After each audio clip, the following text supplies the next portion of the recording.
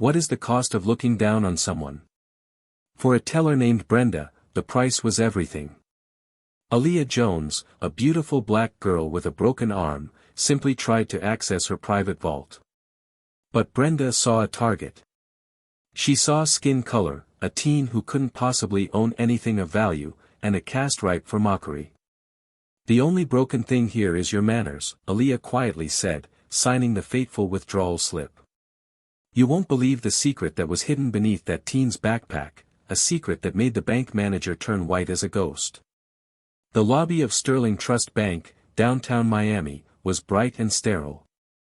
Aaliyah Jones, a striking black girl with medium brown skin, approached the main counter. She wore a stylish dress, but her right arm was encased in a stark white cast. She placed a small, silver master key on the counter. The teller, Brenda, a woman with a tightly pulled ponytail, didn't look up. "I need to access my safety deposit box, please. Box 412. A sigh, sharp and condescending, cut the air. "You need to make an appointment, sweetie. And for a vault, you usually need a parent or guardian. Corporate policy. Unless you think you know the rules better than I do." Brenda finally looked up, her gaze lingering dismissively on Aaliyah's cast, then her face. "Or maybe you should wait until that cast comes off. You look like you just got out of detention, not a board meeting." Aaliyah's jaw tightened. She didn't blink. She reached out and deliberately turned the key so the light caught its unique insignia. "I think you misunderstand," she said, her voice low and steady. "I don't need a guardian for this key. I need a guardian for this bank." She pulled out a slim, black, official card and slid it across the counter. Brenda snatched the card, scrutinizing it. "Oh, look at that. No name. Did you find this in your older sister's wallet? You're wasting my time." She slammed the card back onto the counter. Aaliyah inhaled sharply, her good hand gently rubbing the rough fiberglass of her cast.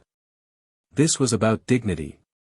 Brenda spoke loudly for the entire line of clients to hear, isolating Aaliyah. "She's trying to access a high-security vault, claiming to be authorized. I'm going to have to call security, or worse, your parents." Aaliyah's eyes were fixed on the card, refusing to meet Brenda's contemptuous gaze. Suddenly, Mr. Thompson, the branch manager, appeared. "Is there a problem, Brenda? We have an important head office call about the IPO." Brenda pointed at Aaliyah. "She's a child with a broken arm trying to cause a scene. I told her to call her guardian." Thompson barely glanced at Aaliyah. "Just send her away, Brenda. I don't need this kind of suspicious activity before the big announcement." Thompson leaned over. "Look, young lady. You are disrupting a major financial institution. If you don't leave this branch right now, I will call the police and file a report. This is your last warning. Go home." Brenda smirked. Aaliyah reached into her backpack, pulling out not a phone, but a single, official document, folded once. She slid it across the counter. It was a private, internal memo from the chairman's office. Thompson snatched it up, his eyes racing across the text. "Effective today, October 27th, the chairman's daughter, Ms. Aaliyah Jones, will conduct an unscheduled, anonymous integrity audit of all key branches. Code 412. He froze. His skin went from pink to a ghostly white in seconds. His lips moved, but no sound came out. Brenda, oblivious, gloated. "What? Is it a permission slip? Just get her out of here." Aaliyah ignored Brenda. She pulled out a second phone, a secure satellite line, and brought it to her ear. "Dad, it's Aaliyah. Code 412 is confirmed. The ethics audit failed. I'm initiating the immediate freeze of the Series B IPO, effective now. And I need a new branch manager." Brenda's triumphant expression disintegrated into horror. The phone call wasn't to a guardian, it was to the owner of the bank. Brenda began to cry. The regional vice president, who was waiting for the head office call, burst through the side door. He saw Thompson's ghost-white face and the memo on the counter. He read the code, and his own composure instantly failed. He immediately called security. 2 large, silent security guards approached, moving past Aaliyah and directly to Mr. Thompson and Brenda.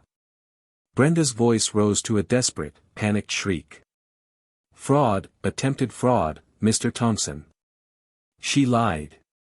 The VP approached Aaliyah, bowing his head. "Ms. Jones, I am so sorry. This is unacceptable. They are terminated. Effective immediately." Aaliyah looked directly at the crying Brenda. She simply picked up her silver vault key, the one Brenda had so disdainfully scrutinized, and held it up. It wasn't to a safe deposit box. It was the original master key to the entire Sterling Trust vault system, a ceremonial key passed down through the Jones family. "The master key doesn't care what color the hand holding it is," Aaliyah said, her final, resolute statement. "And my father needed to know if his bank was protecting its clients, or judging them based on superficial wounds and skin tone. Today, you answered him." Aaliyah turned and walked out. She didn't look back at Brenda sobbing or Thompson being escorted out. She looked ahead. Outside, the sunlight hit the polished metal of the master key. The story was over, but the message lingered: never assume the depth of a person's power, especially when they are black, young, and underestimated. The master key gleamed in her hand as she disappeared into the Miami traffic, the final, quiet, victorious image.